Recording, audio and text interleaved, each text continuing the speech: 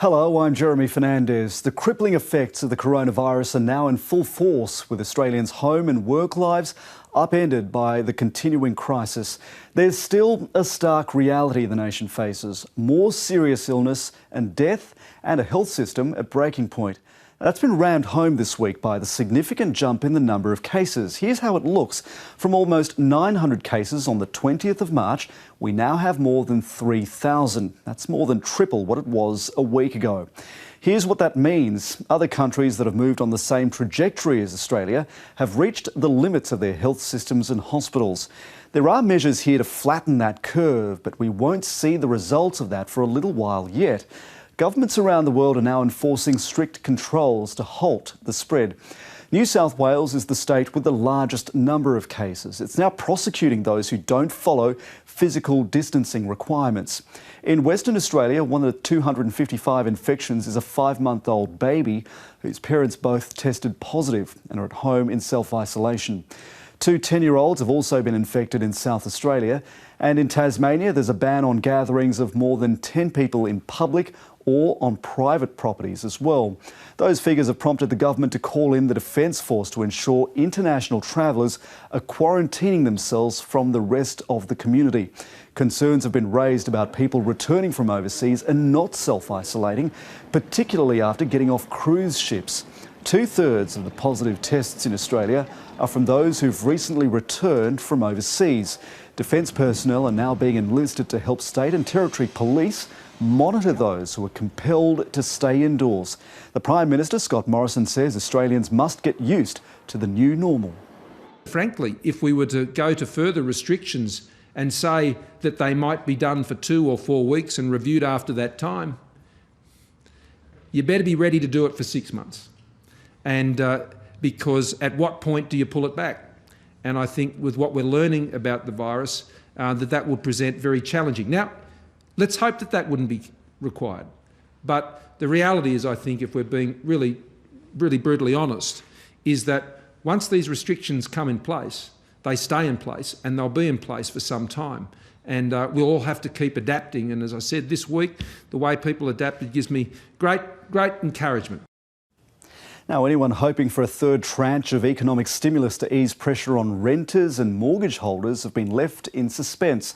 Many had called for it after long lines of sacked and stood down workers formed at Centrelink offices around the country. There are widespread reports of landlords not providing rental relief, partly because they're not getting any relief from the banks on mortgage repayments. Meanwhile, school closures are dominating the agendas of many families as more of the country is shut down. Queensland, South Australia and Western Australia have all announced the suspension of normal classes. Classrooms will only stay open for the children of essential workers. The move followed an anxious debate between stakeholders and parents, and the federal government stuck to advice that schools remain safe for children. At the moment, teachers are stretching themselves very thin, are highly anxious about their own safety, being adults in a school, and they are begging for some clarity from the government. It's about recognising our staff need time to develop and prepare and do the professional development for what in Term 2 is going to be a very different way of delivering. The outcome is a great outcome. What we're seeing here is decisive action around making sure that we've got clarity for parents about how they can manage the students that they have, the children that they have, and how they might be interacting with learning over the next little while. For us, it's about certainty, and it's about giving us a clear position to make sure that our young people have got something to go to, but that our principals and teachers are able to prepare for the future.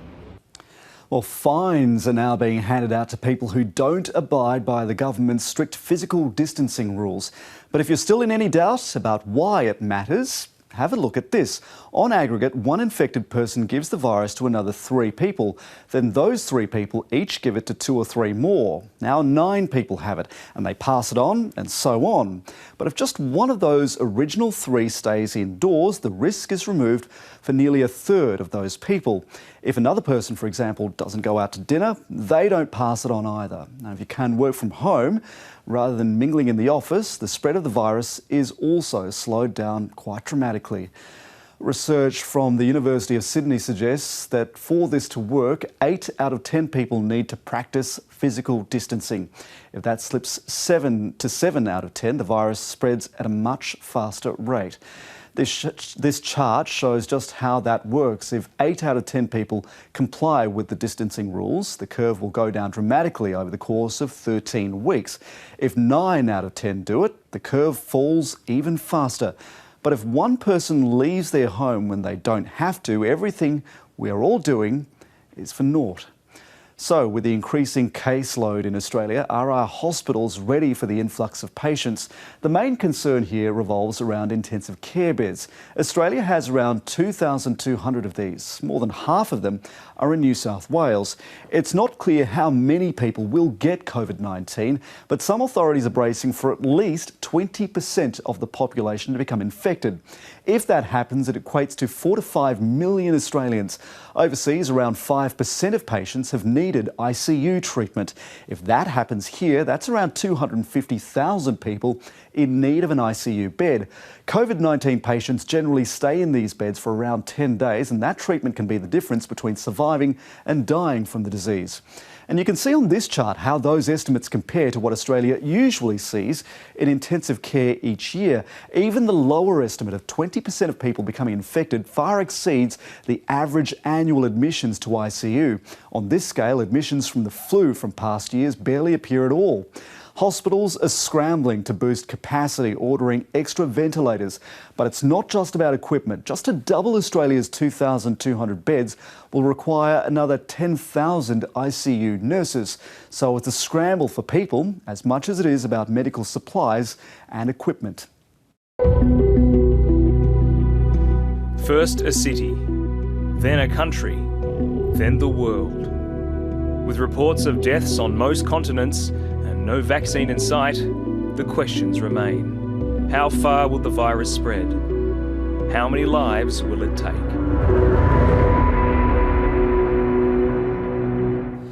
Well, global attention has now turned to the US after it overtook China with the largest number of cases. It now has more than 85,000 infections, although they've recorded fewer deaths than China and Italy. Those two countries each has around 80,000 cases. Across the world, there have been more than 500,000 positive tests, but crucially, more than 124,000 people have already recovered. All up, there have been 24,000 deaths around the world. In Australia, 13 elderly people have died.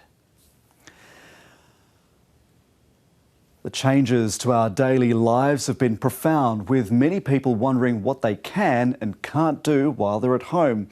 I put some of your questions to the infectious diseases expert, Dr. Sanjaya Senanayake, and our national medical reporter, Sophie Scott, earlier. I want to get to some questions to do with isolation. This has been the big theme of the week. There's been a bit of confusion around as well about what isolation means, what quarantining means, and what social distancing, or physical distancing as we like to call it now, means for people, depending on their circumstances too. So Sophie, I'll come to you with this one. This is a question we received off our website. How many people are allowed in a car? How many people can I invite over to my house? Well, I think the authorities have been pretty clear about inviting people over, and the goal is really just to maintain the people who live in your house as the people you have contact with. So we really shouldn't be inviting anyone over other than the people who live there at the moment. I guess in terms of going out in the car, it should be the minimum number of people for the shortest possible distance. And again, only for those necessities like getting to work or going to the groceries to get groceries or going to a medical appointment. I think they were pretty specific because I think people weren't getting the message. They were thinking, oh, I can't go out to a pub or a restaurant, but I'll have people over.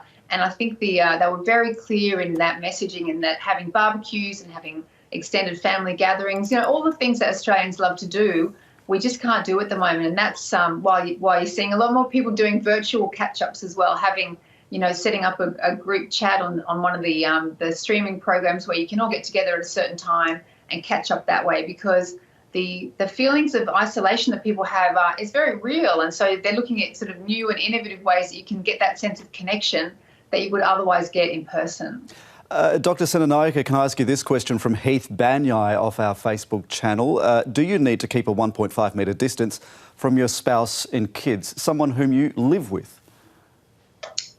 Right, so in terms of isolation and social distancing we're talking about, I think if you yourself haven't been told to isolate yourself because of an exposure to someone with COVID-19, and we're just practicing social distancing as a society, in one's house, I would just mix with one's family as one normally would. I think that is quite reasonable. Of course, if someone becomes unwell, whether it's COVID-19 or something else, then have an increased sense of practicing social distancing. But I think within the same household, it's probably reasonable to mix and very hard to do otherwise, I would have thought.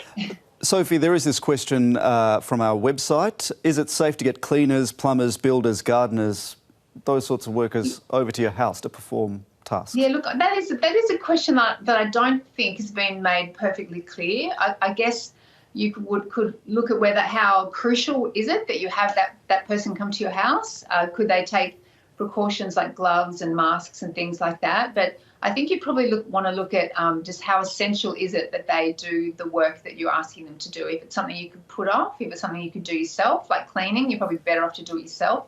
If it's something like plumbing or something electrical you need fixing, it's probably safer not to do it yourself. But I guess it would be wise to just think about how important is it that you have that person come into your house at the moment.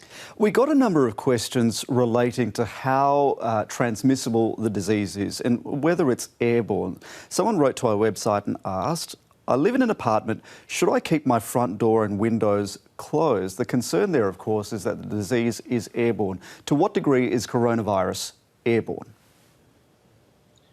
So it's transmitted by droplets. So COVID-19 is transmitted by droplet transmission. So if people sneeze or cough, the droplets containing the virus fall within about 1.5 meters of that person. And we can get infected by our hands getting on those droplets and then touching our mouth, nose or eyes. Or if we're directly at a very close distance coughed or sneezed into. Now, you can get it aerosolized or airborne, but that's only in the context of hospitalization and certain procedures. So I would not be worried about opening your windows in terms of getting coronavirus or COVID-19. Particularly if you've got a lot of people in the house, it might be a good idea to air it out. What about walking past someone on the street? So again, that should not be a problem. If that person's just breathing normally and you walk past them, not an issue at all. Okay, so this question then comes from Danielle Golovanoff-Wood off our Facebook channel. Should we be washing fruit and veg in warm, soapy water or disinfecting that fruit and veg when we received delivered groceries because the virus has proven to survive on surfaces? And as we know, in supermarkets, people are they're touching these fruit and veg before you pick them up and put them in your trolley. Dr. Senanayake, what's the view there? Yeah, I mean, there's the assumption, of course, that there is COVID-19, the SARS-CoV-2 virus on the fruit, and that's a big assumption. But if it is there, giving it a thorough wash should be more than adequate. If you were worried, there's also the option of like peeling, for vegetables and things like that. And, there are some products that you can get which are designed to take off, pesticides and things that you can wash fruit and vegetables in, and they would probably be a good idea as well. But I guess even as a basic thing, just to rinse the fruit and vegetables first, and then I would probably do that and peel the vegetables just to be on the safe side.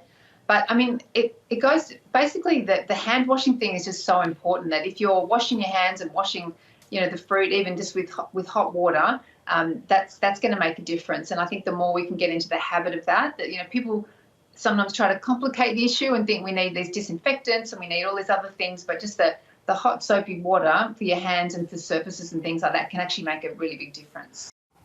Now, we have been receiving thousands of questions from our viewers along those lines. If you want to hear more answers, you can check out our full 40-minute chat that's available on the ABC News YouTube and Facebook channels. And you can, of course, stay up to date with all the latest information on the special coverage page of the ABC News website. That's at abc.net.au/coronavirus. Thanks for joining us. We'll be back next week.